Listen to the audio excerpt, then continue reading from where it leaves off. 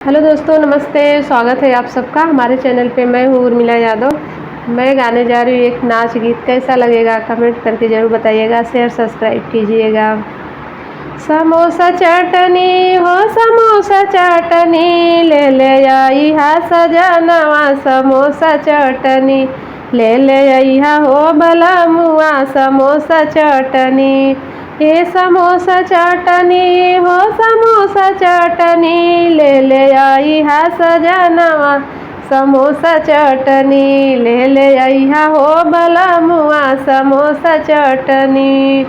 लावतै समोसवा हो सासु देखली हली, लावतै समोसवा हो सासु देखली हली, लावतै समोसवा हो सासु देखली हली।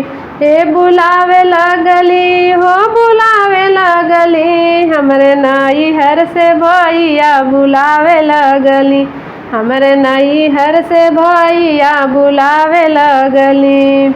हे बुलावे लगली हो बुलावे लगली, हमरे नैहर से बीरना बुलावे लगली, हमरे नैहर से बीरना बुलावे लगली।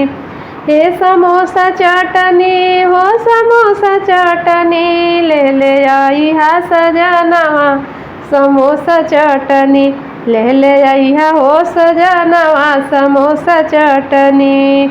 लावतै समोसवा जेठानी देखली हली, लावतै समोसवा जेठानी देखली हली।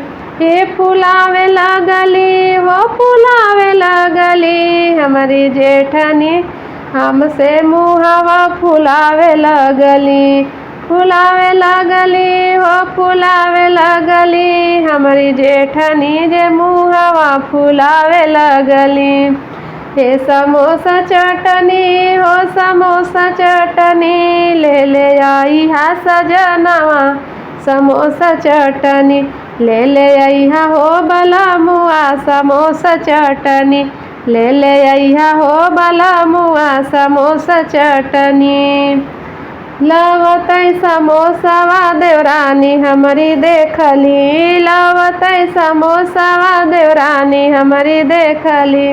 हे बिछावे लगली हो बिछावे लगली, उत घर में खटियावा बिछावे लगली, हे बिछावे लगली हो बिछावे लगली, उत घर में पलंगिया बिछावे लगली। समोसा चटनी हो समोसा चटनी, ले ले आई हा हो सजनवा समोसा चटनी, ले ले आई हा हो बलमुआ समोसा चटनी। लावतै समोसवा ननदी हमारी देखली, लावतै समोसवा ननदिया हमारी देखली। लगावे लगली हो लगावे लगली, हमरे घर में झगड़वा लगावे लगली, उत घर में झगड़वा लगावे लगली। लगावे लगली हो लगावे लगली, हमरे सासू जी से झगड़ा लगावे लगली। ले ले आई हा हो समोसवा, ले ले आई हा हो बलमुआ समोसा चटनी, ले ले आई हा हो सजनवा समोसा चटनी। हे समोसा चटनी हो समोसा चटनी, ले ले आई हा हो बलमुआ समोसा चटनी, ले ले आई हा हो सजनवा समोसा चटनी।